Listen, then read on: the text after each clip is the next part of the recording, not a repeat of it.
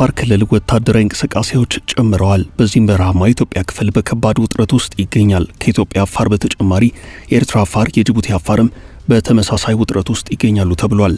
ከዚህ ጎን ለጎን ዋናው የኢትዮ ኤርትራ ውጥረት አብሮ እየተነሳ ነው። የፌዴራል መንግስት ከፍተኛ ባለስልጣናትን ጨምሮ የአፋር ክልል ባለስልጣናትና በክልሉ የሚንቀሳቀሱ ታጣቂ ኃይላት አንድ ላይ ወደ ሚዲያ ብቅ ብለዋል። ጉዳዩ በዓለም አቀፍ ደረጃ አነጋጋሪ ሆኖ ትንታኔዎችና አስተያየቶች እየተሰጡበት ነው። በኢትዮ ኤርትራ መካከል ምን እየተካሄደ ነው የሚሉ ጥያቄዎች አሁንም ይነሳሉ። የትጥቅ ትግሉ ጅማሮ በአሰብ ቀይ ባህር ዙሪያ ያለው ወታደራዊ ውጥረት ከጊዜ ወደ ጊዜ ከፍ እያለ መጥቷል። የቀይ ባህር አፋርን ከኤርትራ መንግስት ነጻ እናውጣለን በማለት የትጥቅ ትግላቸውን በይፋ በመጀመር ላይ ያሉት ኃይላት ከኤርትራ ጋር ትግል ጀምረናል፣ ባህር ኃይልም እናቋቁማለን ይላሉ። ትጥቅ ትግሉን በይፋ ካስጀመሩት መካከል የቀይ ባህር አፋር ዴሞክራሲያዊ ድርጅት አንደኛው ነው። የቀይ ባህር አፋር ዴሞክራሲያዊ ድርጅት የትጥቅ ትግል የጀመረው በኢህአዴግ ዘመን ነው። ከዚያን ጊዜ ጀምሮ በትጥቅ ትግል እንቅስቃሴ ላይ ቆይቷል። ይህን ኃይል ከሌላው ለየት የሚያደርገው ትግል አለው።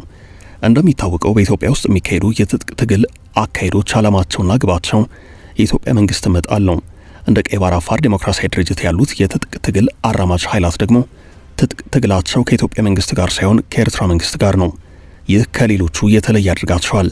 የኤርትራ መንግስትንም ድንጋጤ ውስጥ የሚከት ክስተት ነው። ብዙውን ጊዜ የኤርትራ መንግስት በኢትዮጵያ መንግስትን ለመጣል የትጥቅ ትግል የሚያካሂዱ ኃይላትን በመደገፍ ይተቻል። አሁን ግን በሰፈሩት ቁና መልሰው ይሰፈራሉ እየተባለ ይገኛል። ወታደራዊ ማዕከላቸውን ኢትዮጵያ ውስጥ ያደረጉ ኃይላት የኤርትራ መንግስት በትጥቅ ትግል ለመጣል በይፋ እንቅስቃሴያቸውን ጀምረዋል። አፋርና አፋር እንዳይጋደል የሚል ስጋት አብሮ እየተነሳ ነው። አፋር ድንበር ላይ ያለ ህዝብ ነው። በኤርትራና በኢትዮጵያ የሚኖር ስለሆነ ያሰጋዋል ተብሏል። የሆነ ሆኖ የኤርትራ መንግስት ተቃዋሚ ፖለቲካና ወታደራዊ ቡድን ቀይ ባህር አፋር ዴሞክራሲያዊ ድርጅት RSADO ከ3 ወራት በኋላ ከፍተኛ ወታደራዊ ስልጠና ያጠናቀቁ አዳዲስ ተዋጊዎች ማስመረቁን ይፋ አድርጓል። የምረቃ ስነ ስርዓቱን ተከትሎ ድርጅቱ ባወጣው መግለጫ የድርጅቱ መሪና ወታደራዊ አዛዥ የሆኑት ኢብራሂም ሃሩን ሰልጣኞቹ ያሳዩት ዲስፕሊንና ጽናት የሚደነቅ መሆኑን ጠቅሰው ስልጠናቸው ማጠናቀቃቸው የድርጅቱን ወታደራዊ አቅም ለማጠናከር አንድ እርምጃ ወደፊት መሆኑን ጠቁመዋል።